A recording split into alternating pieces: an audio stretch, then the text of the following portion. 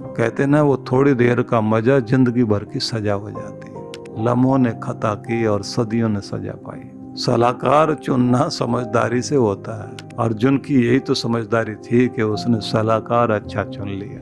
व्यक्ति के विचारों को, उसके आचार को, उसके आचरण को, उसके चाल चलन को, उसके रहन सहन को, इन सबको ध्यान में रख करके आप बैठिए कि किन का रंग आपकी जिंदगी में लगना चाहिए, कौन सा रंग आप अपने अंदर लगाना चाहते हैं। उन्हीं लोगों के साथ बैठिए। जिनका रंग लगा करके आप बदरंग हो जाएं, उनके साथ बैठने का कोई फायदा नहीं, और असर तो आएगा ही आएगा, बिल्कुल असर आएगा। एक बार कोई शकुनी जैसा आदमी मिल जाए आपको, आपका सारा का सारा काम खराब करेगा। किसी किसी स्थान का भी प्रभाव होता है कि वहां जाते बुद्धि बदल जाती। जैसे कहते ना, श्रवण कुमार की बुद्धि बिगड़ गई थी। माँ बाप की कांवड़ छोड़ के बाग खड़ा हुआ था, क्योंकि कोई बुद्धिमान मिल गया था उसको। भरी जवानी में क्या दिमाग खराब हुआ तेरा। माँ बाप को, अंधे माँ बाप को ढो रहा है, और ऐसे ढोते ढोते जिंदगी बीत जाएगी। तेरी जिंदगी तो गई। क्या करेगा और क्या जिएगा। यही तो समय है अपने जीवन का आनंद मनाने का, और वही तेरा समय इधर जा रहा है।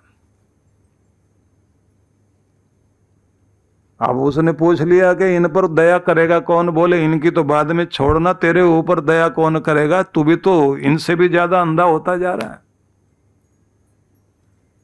तुम्हारी आंख खोल रहा हूं, तुम्हारे भले की बात कह रहा हूं, क्योंकि बुरे लोग हमेशा बात ऐसी करते हैं जैसे वो भलाई की बात कर रहे हैं। मंथरा ने भी भलाई की बात की थी, शकुनी ने भी भलाई की बात की थी, और यही कहा था तुम्हारा भला इसी में, और पूरे कुल का नाश हो गया। सलाहकार चुनना समझदारी से होता है। अर्जुन की यही तो समझदारी थी कि उसने सलाहकार अच्छा चुन लिया। अच्छा सलाहकार चुन लिया तो उसी का परिणाम है कि जीता भी, जीवित भी रहा, और धर्म की स्थापना हुई। गलत व्यक्ति का सलाह लेना और उसका साथ लेना कहाँ पहुंचा देता है। पूरा महाभारत आप देखिए, यही तो कहानी है। नहीं अच्छे लगते हैं, ये बात बहुत अच्छी करते हैं, इनके साथ बैठे हैं, खाना पीना, भाषा, हंसी मजाक, सब चीज़ें। यहाँ बोर होंगे औरों के बीच बैठ करके, वो कोई अच्छे लोग हैं। अब वो जो आपको लगता है कि ये बोर करते हैं और ये बहुत मज़ा देते हैं, कहते ना, वो थोड़ी देर का मज़ा जिंदगी भर की सजा हो जाती है। लम्हों ने खता की और सदियों ने सजा पाई। एक लम्हे की गलती पूरी जिंदगी की सजा बन जाती है। इसलिए समझदार लोग जब मिलते हैं तब क्या करते हैं। तो एक समझदार आदमी मिला श्रवण कुमार को। उसने कहा, भैया ऐसा कर, इन माँ बाप को यहां तक ले आए ना, 1-8 किलोमीटर और चल, वहां जाके एक अच्छी सी जगह जहां भले लोग हैं ना, उनके बीच में छोड़ देना इनको, यहां मत छोड़। अब वो कंधे पर रखकर चलो 1 किलोमीटर और चलते हैं। तो दूसरी जगह गए तो वहां जाते वातावरण बदला, वहां का पानी वानी पिया, वहां जाके बैठे, और उसके बाद माँ बाप ने जैसे आशीर्वाद देना शुरू किया, बेटा तो ठीक है ना, हम लोगों को छोड़, हमारे बारे में चिंता क्यों करता है, तू अपना भला सोच।